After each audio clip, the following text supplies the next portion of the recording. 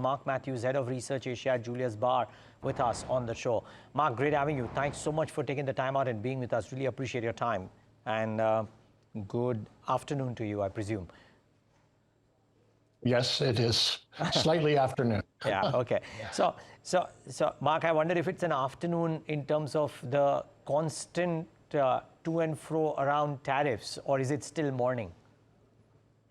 I don't know the answer either. We thought it was the afternoon until last Friday, and then the world, of course, we got a mini Liberation Day again. I think the pattern is that deals do get made. It's just the uncertainty of between, where you are today and when the deals get made that can cause the market to go down. And of course, compounding that was the big downward revisions and the miss in the U.S. Jobs numbers on Friday. So that explains what's going on. But since I mentioned the payrolls, I might as well just say that the unemployment rate, which is based on a survey, did not go a lot higher, and the jobless claims are not at a level that would suggest that the labor market is in deep trouble. So I think what happened with that was that the illegal immigrants are exiting the United States, and that explains the downward revision in the payrolls. But with the tariffs, yes, they've definitely caused sentiment to deteriorate, and of course in India as well. Mark, hi, Tamanna here. Just to follow up on the jobs data, the non-farm payroll data, are you saying that it's not as bad as it seems? Will you see a recovery then going forward? Because the broad question then is, are tariffs beginning to have an impact on the US economy, or is that yet to play out? So I don't know the answer, because one number does not make a trend. Of course, we'll have to wait. But my observation was simply that if you look at the other measures of the labor market, which are primarily jobless claims and the unemployment rate, they are not giving you the same signal that the non-farm payrolls are, that there's a big problem. And therefore, I would deduce by that there must be something in the non-farm payrolls themselves that is unique. My hypothesis is that it is the number is shrinking because illegal aliens are exiting the workforce. That's something similar to what Sonal Verma told us this morning, that this is less immigrants coming in, one way to look at it, or illegal aliens exiting the workforce. That could be another reason to look at it. As far as India is concerned, Mark, and our uncertainty on the tariffs, the fact that right now we have a relatively higher rate of tariffs than most of our neighbors or peers in terms of exports, how much of a negative is that from a foreign investor purview? I mean, on the surface, it's not a big deal because trade with the U.S. is something like 2% of India's GDP. Basically, I would call that immaterial. But of course, it weighs on sentiment. And sentiment, if that is sour, in turn could impact investment and flows into the country. So I think that is the reason why the market has been reacting poorly to the tariffs rather than the tariffs themselves.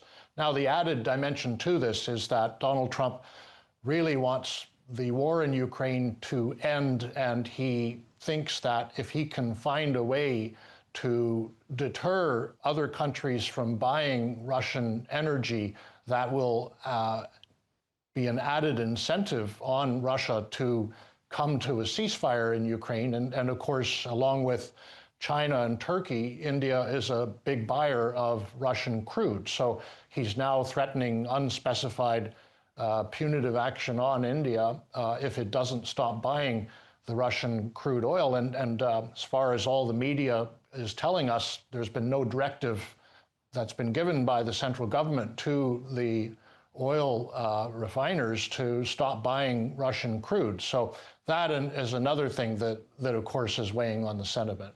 Yeah. So Mark, the one view that emerged was that would FPI flows into India be subdued because of one, all of this to and fro that is happening, and two, indeed, for maybe some of the other markets as well if DXY were to strengthen because of the reduced trade deficit of the US because of these trade deals. So could that be a possibility in the second half of 2025? Well, I don't know if it would be for the whole second half because US officials are supposed to visit India in the last week of this month. And as I said, there is a pattern where deals do get made. It seems to be Donald Trump's modus operandi that he'll start with something, really quite absurd, and then eventually it doesn't end up being nearly as bad as we had thought it would be. So I can't say so for the second half of the year, and I think this dollar rally could continue for a month or two, but beyond that, our view is that the dollar should still go down broadly by about 5 to 7% over the next 12 months as far as the dollar index is concerned. And of course, that would be a good thing for emerging markets, including India. In terms of what seems to be the core bone of contention, at least currently, is India's purchase of crude from Russia. If India does pare out purchase from Russia, do you think that crude prices globally could get impacted? If India has to look at more expensive alternatives, what could be the impact for India? Is there a way for India to come out of this unscathed and with the best deal possible on all ends? That's such a good question, and I have to be honest that I don't know the answer to it. I really don't. All I would say is that as a House, we have long had the view that there is no reason for the oil price to go up. I know it just went up in June and July, but longer term, there's so much oil in the world that even if oil coming out of Russia is curtailed, just Kuwait, the UAE and Saudi combined can easily increase their output by 5 million barrels a day. And I can't remember what Russia's output is, but I'm guessing it would be around that number. As the famous movie, the Jurassic Park, you may remember there was a quote from the eccentric scientist who said, nature finds a way, and I feel that's the way with commodity markets too. There is basically a lot of oil around the world. There's no scarcity of it. Yeah, well, that's a positive. So Mark, would you therefore say, that a lot of oil is good news for India. This uncertainty ending at some point of time in the first few weeks of this second half of calendar year 25 might be good news for India. So there has been a bit of a weakness and quite a bit of selling that has happened in the Indian markets in the recent past. If this were to continue, would you see that as an allocation opportunity, or do Indian valuations still remain prohibitive? I would see it as an allocation opportunity, and I have to look at my notes. I apologize because I just looked at this morning. Yeah. Well, maybe somebody else has already talked about this, but the Nifty is down for 5 weeks in a row. I found that only happened 4 times before, which was 2022, 2096, and 94. And it was always up double digit a year later, with the exception of 1994. So that 5-week correction in 1994 actually happened at the end of the year in October and November. And so why that year didn't work, 1995, was that emerging markets started to come under great scrutiny in 1995. People realized that there was a problem. Of course, it eventually resulted in the Asian crisis, and RBI was worried about inflation, so they raised the cash reserve ratio to 15% and the official bank rate to 15%. Well, the CRR is at 3% now, and the repo rate's 6%. So I highly doubt that we're going to have another 1995, and my guess is it's going to be more like 2022, 2020, or 1996, where you have a big recovery in the Nifty after you've had a 5-week in a row decline. So what would the smart money be looking at in terms of Indian markets? Where are the opportunities that you're seeing, Mark? Will it be more in domestic-facing businesses while this tariff uncertainty settles in?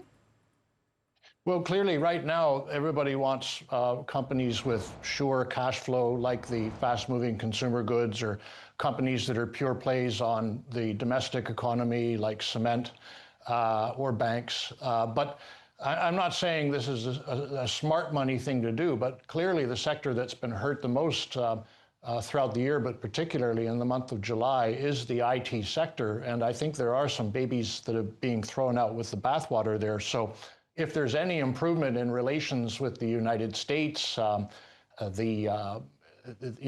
would imagine that's where you'd see the most upside, simply because that's where there's been the most downside. And I still struggle to understand why the sector has fallen so much, because to my mind, the earnings were not terrible in the IT space in the first quarter. And in fact, management gave what I thought was pretty decent guidance. So I'm not saying it's the smart money thing to do, but I'm saying that if there is a reversal in the market, that's where you would expect it to be the most pronounced.